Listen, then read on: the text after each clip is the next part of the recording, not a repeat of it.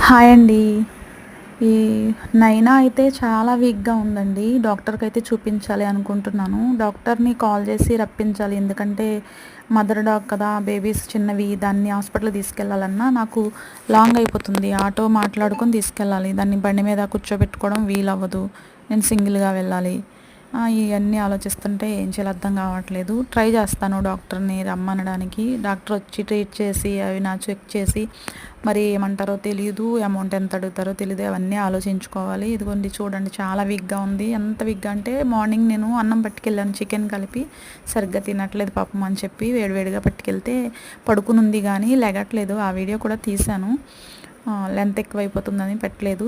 పడుకునే ఉంది పాపం. అది నాకు బాధ అనిపించింది. ఏమన్నా నీరసంగా ఉందో ఏంటో పడుకునే ఉంది లేత్తలేదు అని.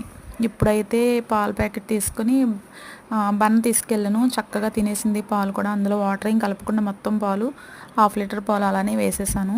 తాగేసింది పాపం. సరిపోలేదని నాకు అనిపించింది. మళ్ళీ వెళ్ళి తీసుకొచ్చి పెడదాము అన్నా లేట్ అవుతుంది. వేరే డాగ్స్ నన్ను ఫాలో అయిపోతూ వచ్చేస్తున్నాయి. అల్లరి కింద అవి మరుగుతూ ఉంటుంటే ఇంకా నాకు మళ్ళీ తిరిగి రావడానికి ఇబ్బంది. ఎందుకంటే ఒకసారి వెళ్ళిన ప్లేస్కి మళ్ళీ రెండోసారి వెళ్తే డాగ్స్ అన్నీ నన్ను ఫాలో అయిపోతున్నాయి. చూసేటోళ్ళకి జనాలకు కూడా ఇబ్బందిగా ఉంటుంది. అందుకని నేను రెండోసారి మళ్ళీ వెనక్కి వెళ్ళలేదనమాట. అదండి జరిగింది. కొంతమందికి సపోర్ట్ చేద్దాము అనుకుంటే వాళ్ళు రెస్పాన్స్ అవ్వరు. మరి ఎలా ఫీల్ అవుతున్నారో ఏంటో తెలీదు గానీ అందుకే కొంత నాకు ఇష్టం ఉండదు. కొంతమంది మరి ఎందుకు రెస్పాండ్ అవ్వరో ఏంటో. వాళ్ళ ఇన్నర్ ఫీలింగ్ ఏంటో తెలీదు.